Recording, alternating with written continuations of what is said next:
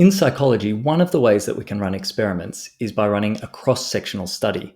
And these can be a little bit tricky to get our heads around. So I wanted to make this video to try and explain this somewhat confusing concept. So the idea of a cross-section, I've got a book here that belongs to my kids actually. And in this book, you can see we've got a cross-section of a ship. What we've done is we've sliced down the middle of the ship so that we can see everything that's going on inside it all at once. We slice down the middle so we can see the whole thing all at once. If you study biology, you might have seen something similar. You might have seen that they'll do that with a cadaver, a human body, and they'll actually slice straight down the middle so that you can see all of the systems that are inside all at once. I'm glad I study psychology and not biology because that would freak me out. We can apply the same concept, that same idea of slicing down the middle to see everything all at once in the way we do other things. For example, let's say we want to know about our society's opinion on climate change. I can't just ask my conservative friends what they think because they'll have a biased point of view. I can't ask all my hippie friends from when I grew up because they'll have a biased point of view. If I want to get a really true overview of what does our society, Australian society, think about climate change, I would need a representative sample. I would need to slice across society so that I find people from all different races and religions and both genders and different socioeconomic backgrounds to get a really true and full picture of what our society believes about it. So let's think about how that could work in psychology. Let's imagine I wanted to run an experiment on memory. I want to find out how does someone's memory change over the lifespan. Is it better when they're young? I might expect that, in a young person, they'd have an okay memory. I might think that people's memories would actually get better as they're adults. And then perhaps I think elderly people are going to have a worse memory. So how would I find the answer to that question? How does memory change across the lifespan?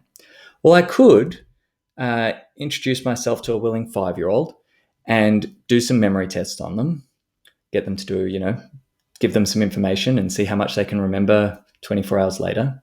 And then I could follow that kid around for the next 80 years and every 5 or 10 years, do it again, do it when they're an adult, do it when they're 85. But of course, there's a pretty big problem with that because by the time they're 85, I'm going to be, how old would I be? 115? Something like that. I'll be 115. I'm probably not going to make it to finish my experiment.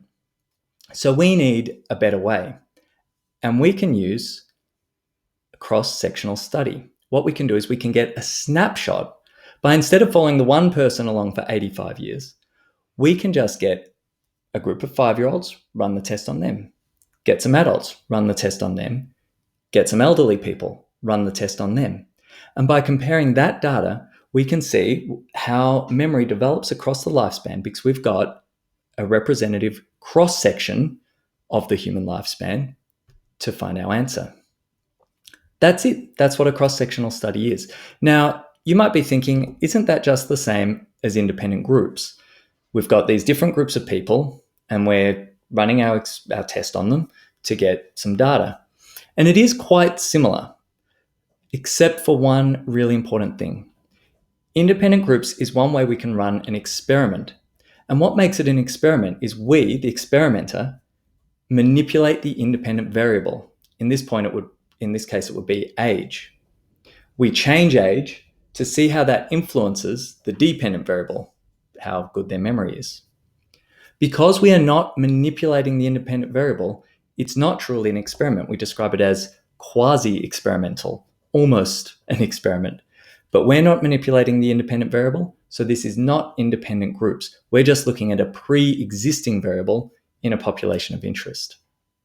So that's one of the big limitations of cross-sectional studies. Because we're not controlling the variables, that means that we can't draw as strong conclusions. We can't say that it was definitely age that affected memory. We can't draw that cause and effect relationship because we haven't controlled all our variables and only changed the IV. Because of course there could be other reasons why the group of elderly people had worse memory. Perhaps it's something called the cohort effect. Perhaps people who are 85 now, who would have grown up in 1930s. Perhaps since they grew up in the 1930s, they had a different education system. They had access to different types of technology. They were born during the time of the Great Depression and a couple of world wars. All of these things might have affected the group of elderly people, not just their age. That might have affected the way their brain works, the way their memory works. And so we can't necessarily say it was age that led to the worst memory. So that's the main limitation with a cross-sectional study. However, there's also some major advantages. I've already touched on the idea of time. I don't want to follow anyone around for 80 years. Using a cross-sectional study, we can get that snapshot basically instantaneously. We're less likely to have participants drop out. If we're running a longitudinal study over a long period of time, people drop out, and so you lose that data. Whereas this way, we can get it all in one fell swoop. The other thing is that another advantage is that sometimes there are variables that we want to look at that in a true experiment we'd need to manipulate, but it might be unethical to manipulate them. I've been talking a lot about using a cross-sectional study for age, but what if we were looking at people with different levels of, who've experienced different levels of trauma, and we want to see how that impacts some dependent variable? Well, it wouldn't be ethical to inflict trauma on all our participants, obviously.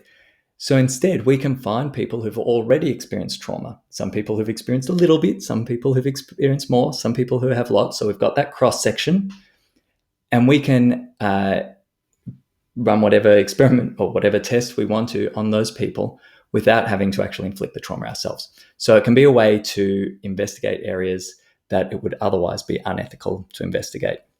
I hope that helps to clarify what a cross-sectional study is, how it's different to an experiment, how it's different from independent group studies, and some of the pros and cons of this approach.